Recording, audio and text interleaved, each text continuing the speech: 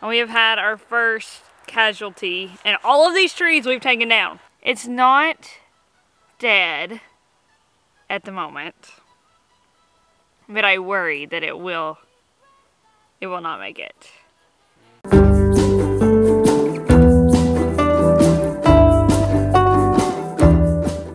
Hey friends, how are y'all doing today?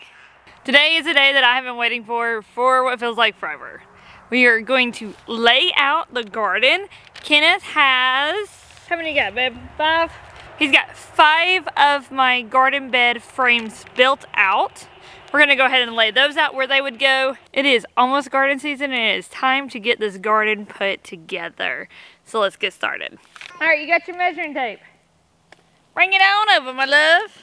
So our garden bed is going to start 25 feet back from the front of the house. So we're gonna mark that out first. From the back of the house? Yeah, from the back of the house. You said from the front of the house. Oh, from the back of the house. Our first garden bed will start 4 feet back from this because I'll have strawberries to begin with. Okay, so 25 feet off the back of the house will be where our garden area starts. And it's going to start with one day having a fence there. Then I'll have my strawberry plants planted on either side of the doorway, plus some sunflowers to frame out the entranceway. So that'll come first. 4 feet back from that will be our first garden beds. Let's get those laid out. Okay, the front door is supposed to be right in line with this tree. Now that's going to be the entranceway to the garden as well. And the garden's supposed to go 30 feet in that direction and 30 feet in that direction from where I'm at.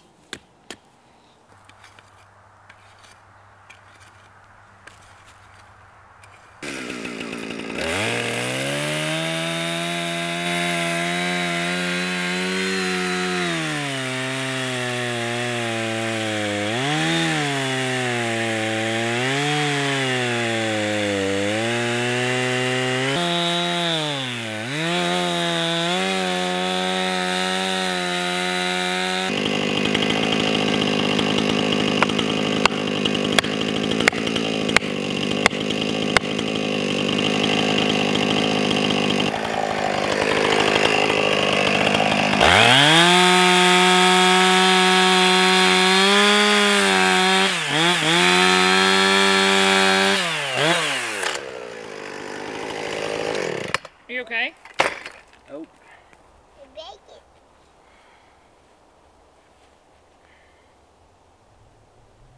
Didn't cut me.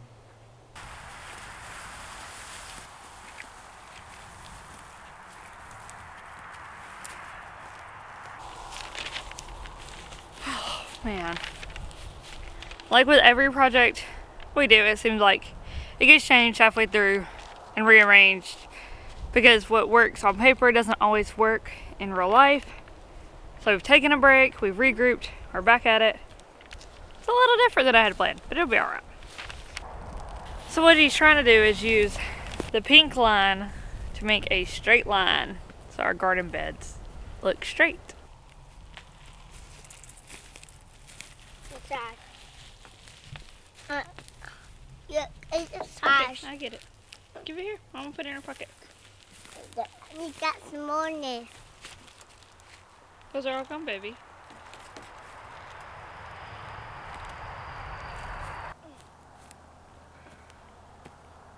Uh-oh, my nose.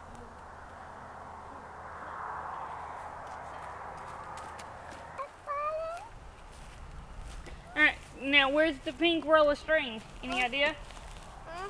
You know where the pink roll of string is? The bathroom. Oh, is it Mama's back pocket? Good job. I'm glad you seen that. Mama sure didn't. Good job. Okay, friends, so let me show you what I have planned. What you're looking at here is the entrance way to the garden beds. And I'll have 3 9-foot raised beds on this side, 3 9-foot raised beds on this side. Kenneth still has to build one more, and it'll go right there where that pile of logs is. Those have to be moved. And then behind these two, we're raised beds right here, there will be a sitting area, and then 2 raised beds over here, and 2 raised beds over here lined up with these. And then straight back on the back road, there will be 6 raised beds that mirror these. So only the center spot will be open for sitting.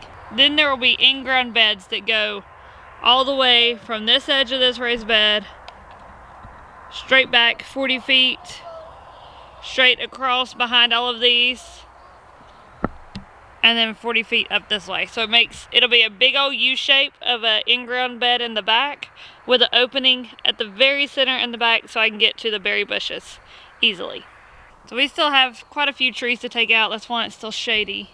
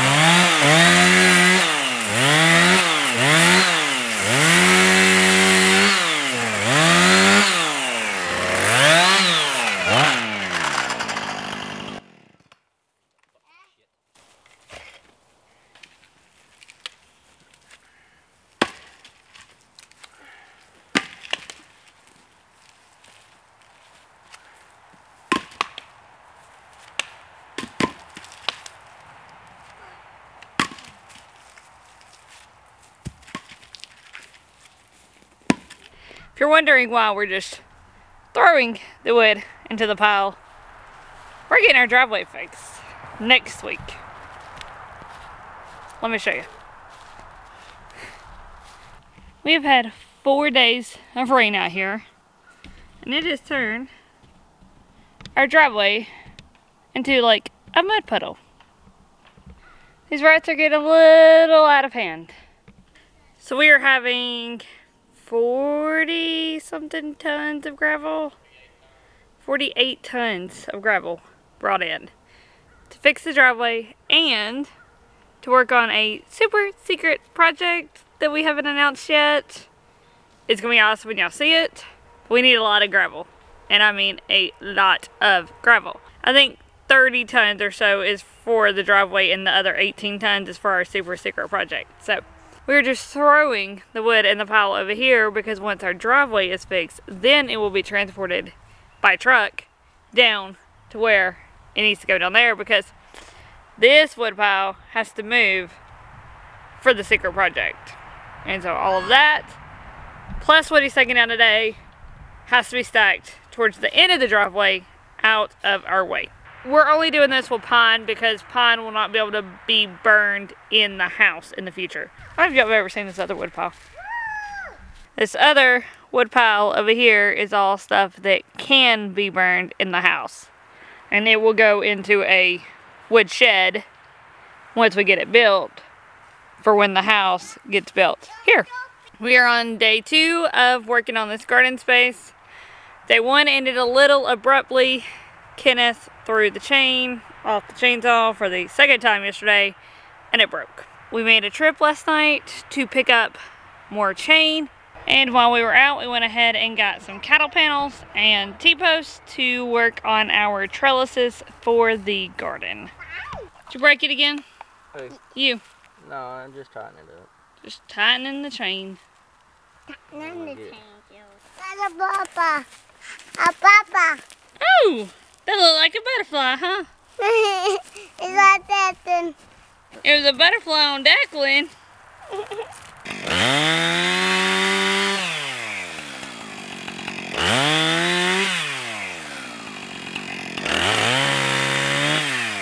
Whoa. Thank you. Got it? I got it. It's heavy. Careful. It's Strap heavy. on me.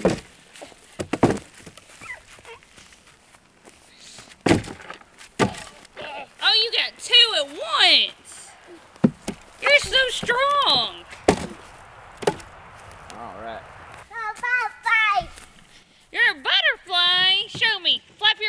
your wings. You're a very beautiful butterfly.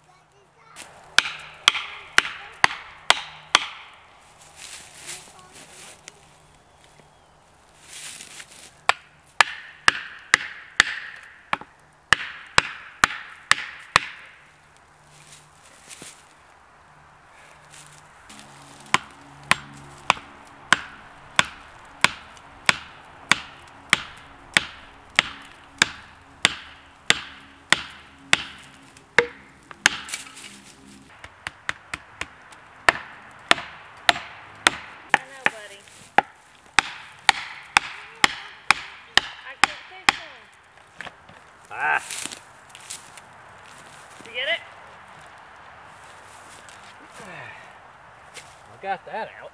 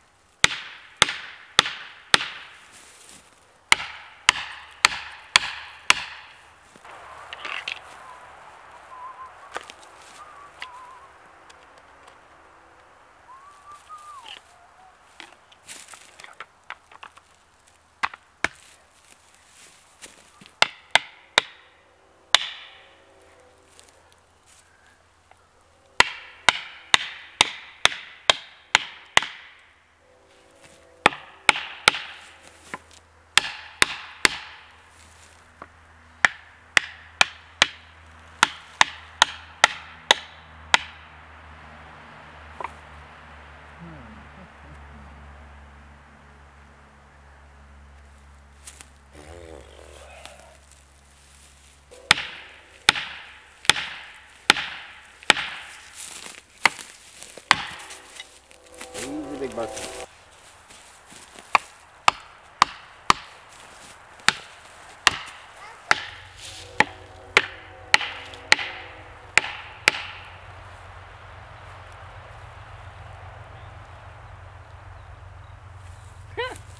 I like the double wedges.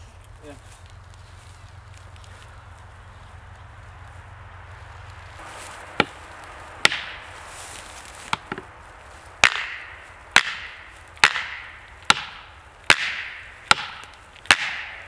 Oh, it's moving.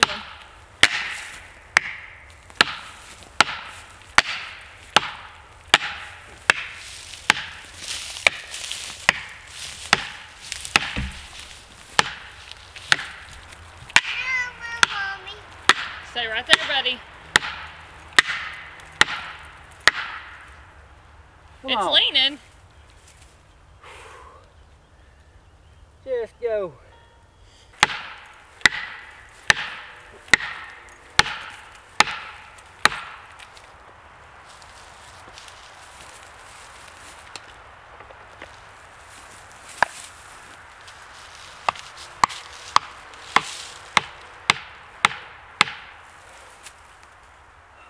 About there. There it goes.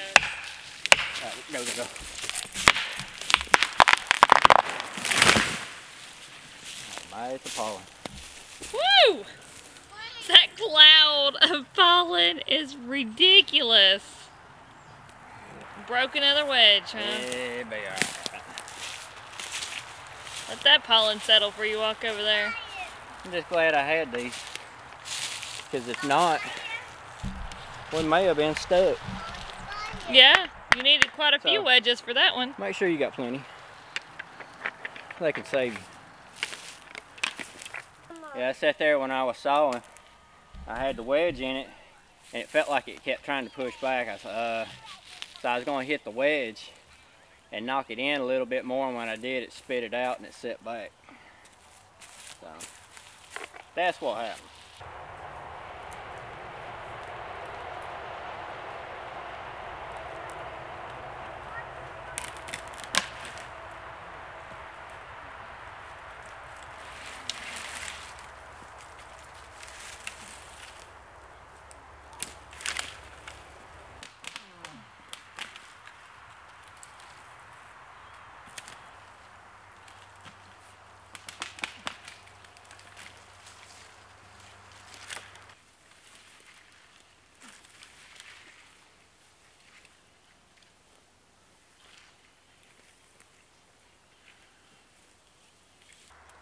Y'all, there's something living in my tree.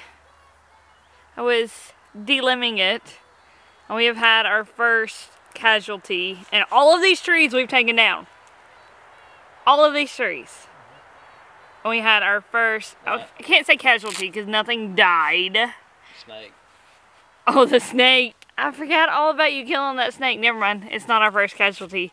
It's our first mammal casualty of clearing our homestead. I mean, technically it's not dead. It's not dead at the moment, but I worry that it will not make it.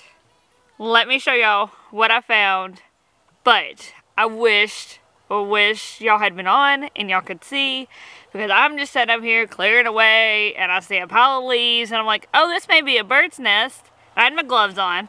I'm just gonna pick the whole thing up and move it into the woods. And so I go to pick the whole thing up and it basically disintegrates in my hands. And all I see are these little feet sticking out. Scared the crap out of me. Kenneth's all the way over here chainsawing, cutting up another tree, and I'm screaming at him. And Declan thinks it's hilarious, so he starts screaming. And yeah, well, Kenneth comes over and starts moving stuff away, and let me show you what we found. There are 3 little squirrel babies. They are all alive. No, we're hoping if we stop work on this tree, Mama will come find them tonight and put them somewhere safe. And I do have my zoom on. I'm not actually that close, guys, just so y'all are aware. It looks like I'm right up on them. We could not even see this nest. The branches were too big, so. Well, if I had even known that, the nest was up in it, I wouldn't even cut the tree. I know.